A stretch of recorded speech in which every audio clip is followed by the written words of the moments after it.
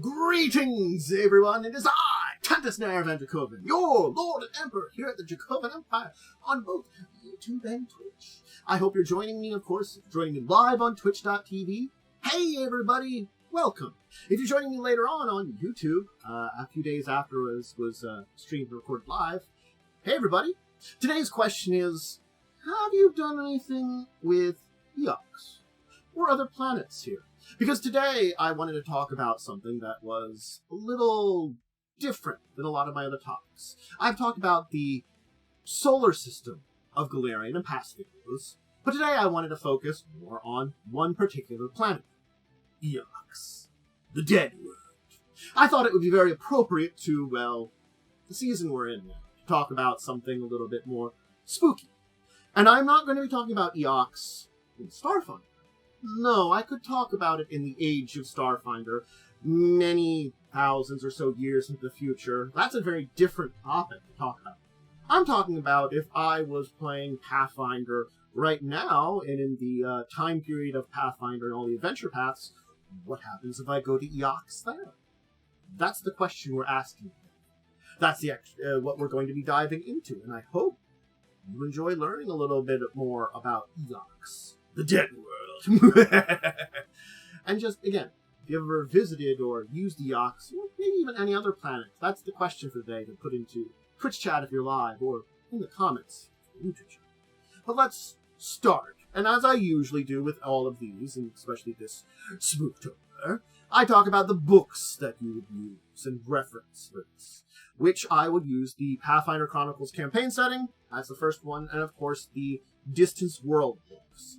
These two books here will give you a basic idea. Unfortunately, there isn't a huge amount of information beyond what you find in Starfinder when it comes to information on a lot of the other planets, which I'm using here for a reference, the planetary sheet of books, so you can see all the different planets. Golarion's the third planet there, and of course Eox is past Diaspora when you're getting into the back end of planets in the Golarion solar system. So it's giving you an idea of where it is in this entire cosmology.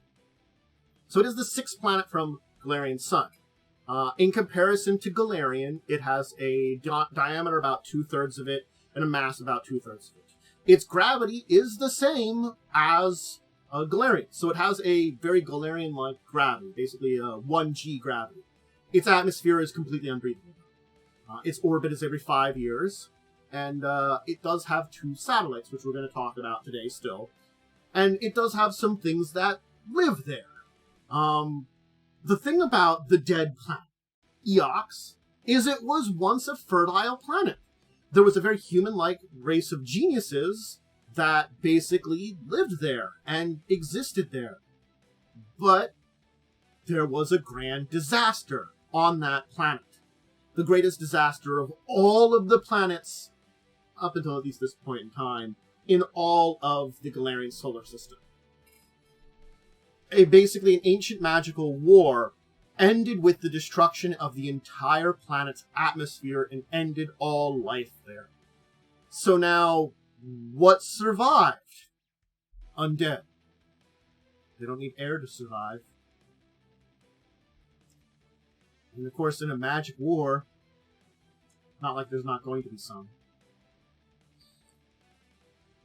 The planet itself is also beset by deadly mutagenic radiation fields, so that's pleasant, and something that exists that you might run into while you're there.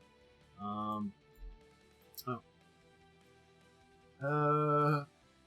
did forget a book here, because that was mentioned in the book. Here, let me throw out that book there. You can see it. The People of the Stars book. That's where that was mentioned. Sorry. Sometimes I try to get all the books and you just miss one and you're like... So, it does have a rune representation. In scholarly works, it's represented by a rune at a circle surmounted by a large diameter diagonal cross. Lower right bar is length of the cross itself. You can look it up on the Pathfinder Wikipedia page. I recommend if you're going to try to check out that and dive into that entire thing. And learn a little bit more of that. So, let's talk about some places that are on Eox, that are still there as of the Pathfinder time period. So there are necropolis cities, necropoles. Karis, Orphis, the largest of the necropoles, ruled over by the Bone Sages. I'll talk about them when I talk about who lives in there, but the Bone Sages are basically the effective undead rulers of the planet, those mages that survive. Other places you could visit are the Church of Silence, the center of the reverence of the Song of Silence. Basically, a philosophy that allowed the population to survive the destruction of the planet by becoming undead. So, my planet is doomed. Let's become undead to survive.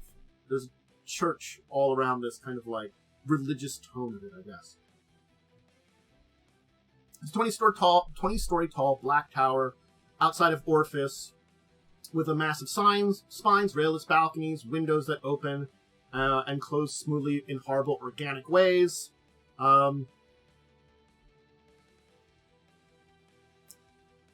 There's a long-standing agreement that basically says any library in the Church of Silence is open to everyone, so anyone can visit. Yeah.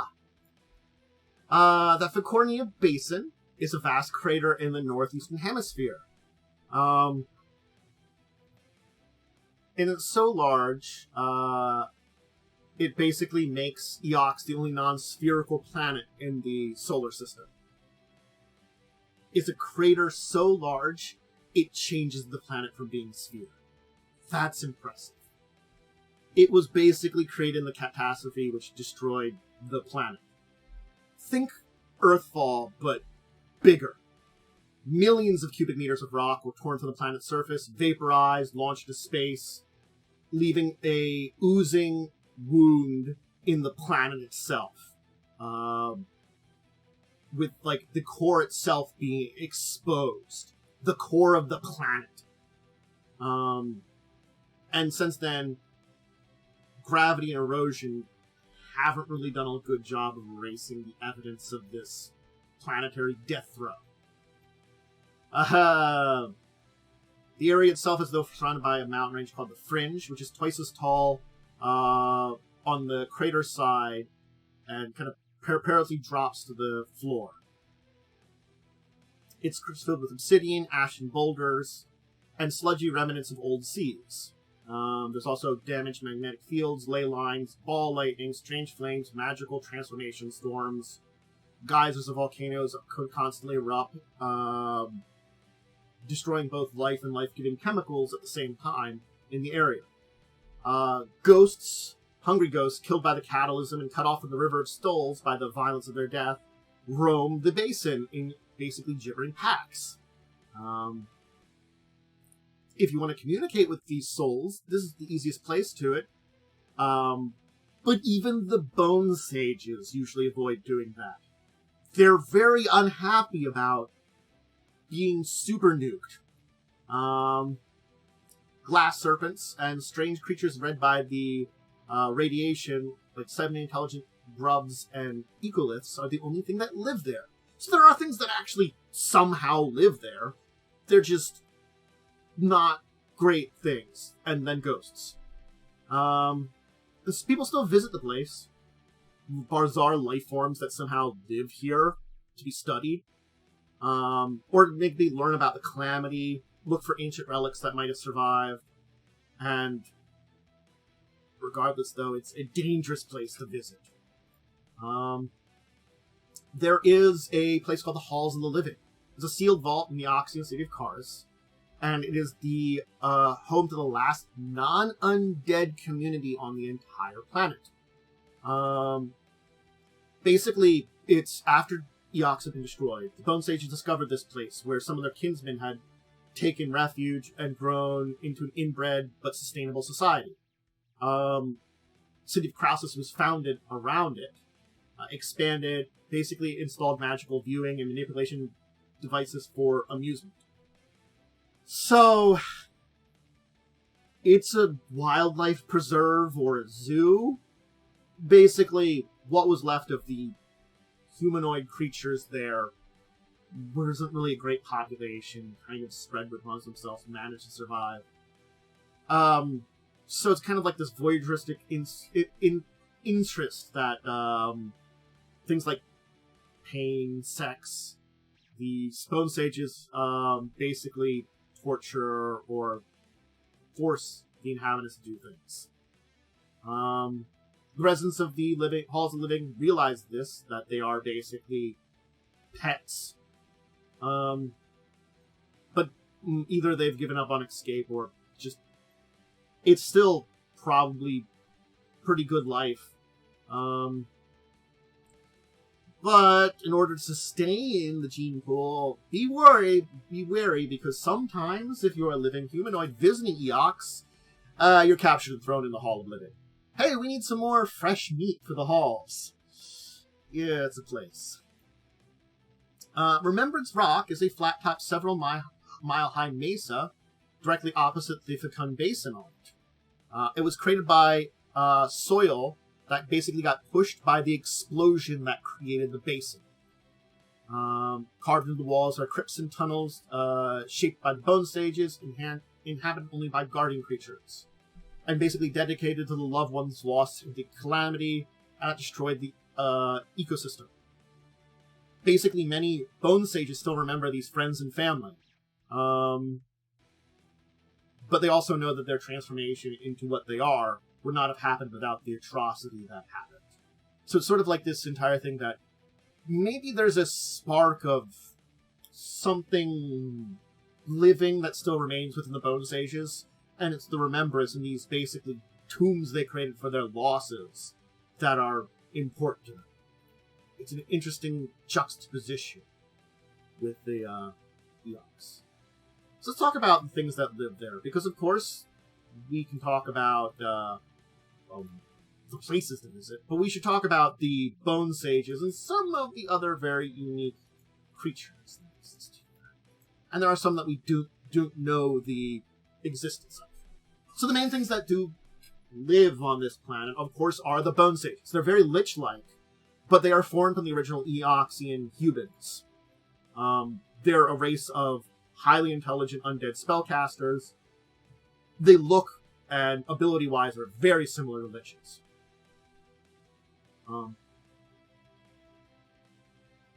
Originally, Eoxians were kind of frail, but brilliant.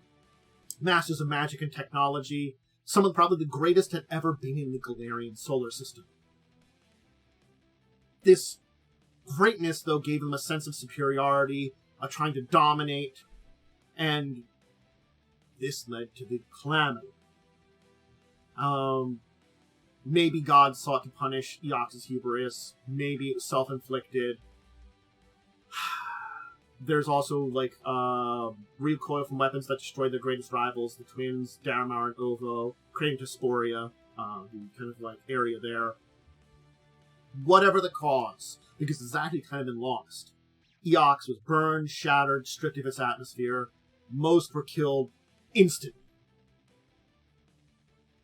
Those that survived were the few thousand in self-containment environments that were succumbing to radiation poisoning. And in desperations, these survivals turned to undeath, transforming in mass into the Bone Sages. They don't really have much of a recognized society at this point in time. Most carve out holdings in remote parts of the planet, spending their time in isolation on complex traps, magical wards, believing basically others of their own kind are the only threat to their existence. And this is not a Bone Sage. This is one of their creations that I'm showing on screen here, or the image looking at it. Those that occupy the necropolises, the closest thing to cities, have boundaries in their territories, which they rarely venture out. Despite the paranoia and misanthropes, there are revelations that there are other species in the solar system, other intelligent beings that are in the process of maybe creating reliable space travel, have convinced some of these Bone Sages that cooperations and urgency may be necessary in the upcoming centuries. So sort of like they've looked at, oh hey, these people from like Golarion or some of these other planets can visit us. These are both from these other planets. We should do something about this. Which in the Starfinder storyline, that does lead to an entire war with the undead. They're defeated.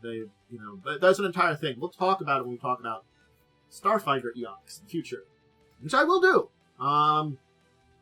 But a lot was lost in the calamity of Eox, and the Bone Sapiens have, though, had a lot of time to rebuild that. Now, the thing is, one of the main things that has actually kept Eox from gaining a lot of strength is paranoia between each other. This paranoia I talked about, the Eoxian Society of Bone Sages, has prevented it from really developing more than what it is. Yes, the great technology and magic that one has, a lot was lost, and they have had a very long time rebuilding it. But they don't want to share. And they've basically slowly been coming to surpass their predecessors in at least physical sciences. They have creations that blur the line between science and magic, and skeletal designs, rune-etched surfaces are often modeled after the Bone Sages themselves. And perhaps the greatest of their technological advances is the creation of gravitational fields that resemble stable miniature black holes. Matter fed into the fields and resulting radiations used to power their other devices. If you're on Golarion, these black holes are known as spheres of annihilation. There's something that a traditional person that says that they might have a different name now with walking away from some of the things, but that's what they were. I call them something a little different if they changed the name of the artifact or even kept it around. Hard to say with the walking away from old D&D lore that Pathfinder's been doing. But that's what it was. So it just gives you an idea of what kind of thing it is, even if it's not called that anymore. And when Bone Sages do leave their homeworld, they do on macabre corpse ships. They construct crews of constructed and undead minions, ensure that slow-moving ships have no need for pressurized atmosphere. They don't need an atmosphere on their ships that they travel in. So, other beings that exist within there are things like the Akata, creatures from the dark tapestry beyond the solar system of Golarion, that have ended up on the planet. They have found themselves in other places like Golarion itself, but basically it's a place that they can do there. There's carnivorous blobs, crimson monstrosities, always hunger, fall into hibernation if they go more than a day without feeding on flesh. They've also been said that they're those that have basically hitched rides on meteors from Eox to end up on Golarion, or been created by insane wizards originally. Probably a little bit of both. The Eliokoths, horned elephantine creatures on Eox that consume soul energy and produce mournful music. What I'm showing off here very nicely, I'm going to butcher this name, Tizimil, skeletal manifestations of death that appear on doomed worlds to herald events of great suffering. They were created by basically liches of planet Eox to bring about destruction upon living worlds.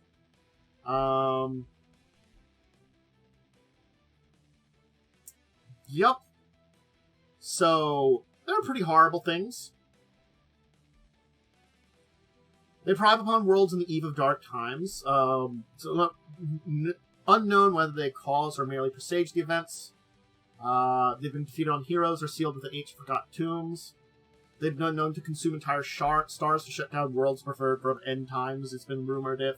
They resemble gigantic humanoid skeletons about 50 feet tall, weighing thousands of pounds, surrounded by crackling purple, strange otherworldly gases. They're on Eox, because reasons. The original, let's see, there's also the hungry spirits of the ghost wind I mentioned, glass serpents, which I can't really tell you a lot about, and worms that walk. They've also been found on Eox, and which is kind of strange, because they are writhing masks of worms and spellcaster shapes. And, they're another transformation very similar to liches, but more organic, I guess. It's interesting that you do find them also on this. Now, there are many objects that do circle Eox, satellites about them. And we'll talk about two of them, the Sentinel and the Thousand Moons. The Sentinel is basically an orbiting city created to defend the planet from before the Cataclysm, and now is still used by the Bone Sages. It was a fabricated satellite. Whoever designed it, unknown. But it was originally an orbiting defense system. It's 3 miles in diameter. The Bone Stages still use it. Much of the satellite is out of use, but they still use the Sentinel in the same way. It is a planetary defense system. An orbiting defense system for it. So, regardless of it not being as effective anymore, it's still pretty dangerous for anybody that would try some form of primitive space travel at this point in time. And then, of course, there's the Thousand Moons, which were created by the mass of the Faconia Basin. It's basically a ring of moonlets. Rather than a ring that's more traditional like we'd think of, like with something like Saturn, where it's more like a lot of very small particle. It's a ring of much larger moonlets that have been formed, honestly. Almost like an asteroid field. So it's still a ring, but they're larger objects, not dust. So these Thousand Moons orbit planet Eox, and it's what's created from the Faconia Basin. So, I mean, there's that there. But, honestly, that handles Eox for what's in Golarion. And talking about the Bone Sages and their civilization and what they exist is really most of what Eox is now. It's an interesting place that, yeah, there are some cities of the dead, but most of the time it's, if you're dealing with a Bone Sage, you're both dealing with one. Because they've got their own little territories throughout the planet. It's an interesting idea, too, that it's a planet of both magic and technology that exists. And if not for the distrust or, honestly, almost hatred of each other in a way, they could probably be very advanced and, honestly, very dangerous. And as I talked about, there's an entire thing that we can talk about Eox when it comes to Starfinder. There's some big stuff to talk about. You know? It has its own kind of history, geography. It's developed a lot different. And it's, something that you have to kind of almost look upon in a different way. So, certainly, we will talk about that in the future. But for now, it's not the kind of place you visit for your average adventure. And especially for fun. It might be that there's some kind of need for science or discovery or something that you go to something like the Fasanoria Basin. That giant, basically, crater chunk out of the entire planet. It makes it not a sphere. It's so insane, the destruction that was dealt to their planet.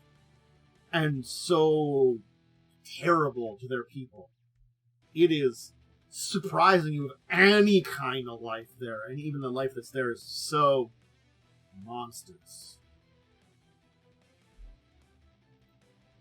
It's a place that certainly lives up to the title, The Dead. A dead planet of dead creatures. But even dead worlds, hard to say where they end up. Eox certainly has history, and is an important part of the entire thing of Starfinder. There are plot lines that deal with things going on with Starfinder that have to be talked about. And it's definitely something more for the future. But for now, we'll kind of leave it with just this and just say, if you do visit it, you don't go to the planet every day. No. Just hope you don't end up, joining them on display. Because honestly, it is probably one of the most dangerous places in the United States. Anyway, that'll be it for now. I think that kind of hits up on what I want to talk about with Eox. If you're joining me live on Twitch, hey, thank you for joining me. Follow is always great, just to give some more support. If you're joining me on YouTube a day or two later, just give me a subscription on YouTube, a like to the video, ring the bell if you already subscribed, or leaving that comment. Have you, in an adventure, visited Eox, or dealt with some of the stuff related to it? I'm actually curious, because I haven't thought about ever using it. It seems interesting to use, but it feels like it's something that's its own story, its own adventure. I do have some social media, Discord and Twitter.com, if you want to check those out, see what's going on with me, and yeah. And as I said at the beginning of the link, I think, comment a few that's it. My brain sometimes. I think that's it then.